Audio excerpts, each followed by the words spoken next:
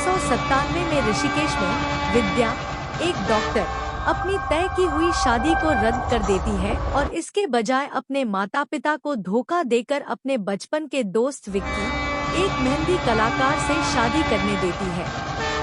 अपने हनीमून के लिए वे गोवा जाते हैं, जहां विक्की विद्या को उनकी पहली रात को एक साथ रिकॉर्ड करने के लिए मना लेता है। लौटने के बाद वे अपने सीडी प्लेयर में वीडियो वाली एक डिस्क डालते हैं और वीडियो देखते हुए सो जाते हैं। रात में उनके घर में चोरी हो जाती है और अधिकांश कीमती सामान चोरी हो जाते हैं, जिसमें सीडी प्लेयर और परिवार की पुश्तैनी तलवार शामिल है। विक्की विद्या से डिस्क के बारे में झूठ बोलता है, कहता है कि उसने सोने से पहले इसे हटा दिया था। इंस्पेक्टर लाडले घटना की जांच करने के लिए आता है और तुरंत विक्की की कामुक लेकिन कामुक बहन चंदा से प्यार करने लगता है, जो परिवार की भोली और कड़वी नौकरानी, जिसका नाम भी चंदा है, के लिए अक्सर भ्रम का कारण बन जाता है। लाडले अपने काम में बहुत खराब है और अपना ध्यान चंदा को लुभाने पर केंद्रित करता है। इस बीच विक्की अवैध वीडियोटेप के एक संदिग्ध डीलर के पास जाता है, लेकिन डिस्क खोजने में विफल रहता है। अंततः उसे एक स्थानीय पिस्सू बाजार के बारे में पता चलता है, जहां वह चोर बादशाह से मिलता है, लेकिन उसे पहचान नहीं पाता है। विद्या सेक्स शुरू करने की कोशिश करती है और विक्की से टेप फिर से चलाने के लिए कहती है, जिससे वह सच्चाई बताने से बचने के लिए भाग जाता है, जिससे विद्या को संदेह होता है। अगले दिन एक दोस्त विक्की को सचेत करता है कि उनकी पुश्तैनी तलवार जिम्बाब्वे से आए एक पर्यटक के पास मिली है, जो बताती है कि उसे यह पिस्सू बाजार से मिली है और उसे बादशाह के व्यापारिक साझेदार चाबी वाले चाचा के पास ले जाती है। विक्की चाबी वाले चाचा को डराता है और बादशाह का पता बताने के लिए कहता है। इस बीच संदिग्ध विद्या विक्की का पीछा करती है और पर्यटक के साथ उसे देख लेती है तथा उसे विश्वास हो जाता है कि वह उसे धोखा दे रहा है। विक्की को बादशाह अपने होटल के कमरे में बेहोशी की हालत में मिलता है। साथ में वह सीडी प्लेयर भी मिलता है, जिसे उसने चुराया था, लेकिन बाद में पता चलता है कि डिस्क निकाल ली गई है। लाडले के आने से विक्की मचान का इस्तेमाल कर खिड़की से बाहर भाग जाता है। अंततः उसे पकड़ लिया जाता है और जेल भेज दिया जाता है, जहां वह भयभीत विद्या को सीडी के बारे में सच्चाई बताता है। चाबी वाले चाचा विक्की को भागने में मदद करते हैं, जो घर जाता है और विद्या से माफी मांगने की कोशिश करता है, लेकिन वह रोते हुए विक्की से कहती है कि वह उससे फिर कभी बात न करे।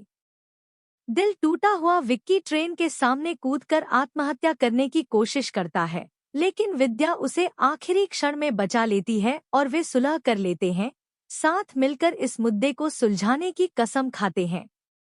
बुलबुल दीदी, एक स्थानीय धर्मगुरु विद्या को मैसेज मिल जाता है, लेकिन कॉल विक्की के दादा और बहन को भी सुनाई देती है। दोनों को लगता है कि सेक्स टेप में वे शामिल हैं। इस बीच बादशाह के ठीक होने की खबर सुनकर बुलबुल सुनील और शेट्टी को अस्पताल में उसे मारने के लिए भेजती है, जिससे बादशाह मुर्दाघर के अंदर छिप जाता है। विक्की और विद्या पैसे लेने के लिए उसके माता पिता के घर में घुस जाते हैं, लेकिन तिजोरी के अंदर केवल गुटखा का एक भंडार पाते हैं, जबकि चंदा लाडले को उसे 2 लाख देने के लिए मना लेती है।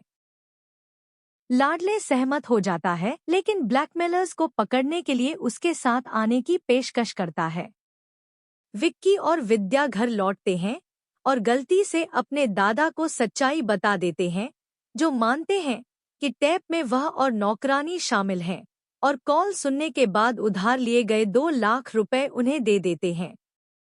बुलबुल, सुनील और शेट्टी आदान प्रदान के लिए कब्रिस्तान पहुंचते हैं। विक्की और विद्या भी पहुंचते हैं, साथ ही लाडले और चंदा भी पहुंचते हैं। दोनों पक्ष एक दूसरे से अनजान होते हैं। क्रिस्टियानो डिकोस्टा, सीडी, के लिए एक अंतिम संस्कार जुलूस आता है, जिसमें बादशाह अपने पैर के अंगूठे के टैग के कारण ताबूत के अंदर होता है और एक अनाड़ी सुनील सीडी को कब्र में गिरा देता है। जिससे सभी लोग वहां पहुंच जाते हैं और मांग करते हैं कि सीडी को खोदा जाए। बादशाह ताबूत से बाहर निकलता है, जिससे सभी लोग डर जाते हैं और भाग जाते हैं। विक्की और विद्या डिस्क को पुनः प्राप्त कर लेते हैं, जबकि लाडले बादशाह बुलबुल, सुनील और शेट्टी को गिरफ्तार कर लेता है। विक्की और विद्या टेप चलाते हैं, लेकिन यह जानकर चौंक जाते हैं कि यह उनकी शादी की रात का एक अलग वीडियो है, जबकि बादशाह लाडले को बताता है कि उसे यह टेप एक कार से मिला है जो उसने चुराई थी। कार परदेसी की है, जो स्थानीय नेता सज्जन कुमार का मूर्ख साला है। पकड़े जाने पर परदेसी ने खुलासा किया कि सज्जन कुमार दान की आड़ में सामुदायिक शादियों का आयोजन करता है, उन्हें रात के लिए अपने फार्म हाउस पर मुफ्त आवास प्रदान करता है और बाद में जोड़ों को रिकॉर्ड करता है और वीडियो दुबई के एक शेख को बेचता है। उन्होंने यह भी खुलासा किया कि किसी ने पहले उसका चेहरा नहीं देखा है, लेकिन वह अगले कार्यक्रम के लिए व्यक्तिगत रूप से पहुंचेंगे। लाडले शेख की कार को रोकता है और उसकी जगह ले लेता है, जबकि सज्जन को पता चलता है कि उनकी बेटी स्वाति उन लोगों में से एक है जो समारोह में शादी कर रहे हैं। सज्जन के विरोध के बावजूद वे सभी के सामने वीडियो चलाते हैं और यह पता चलता है कि स्वाति इस योजना में शामिल थी, जो फिर सभी के सामने सज्जन का पर्दाफाश करती है।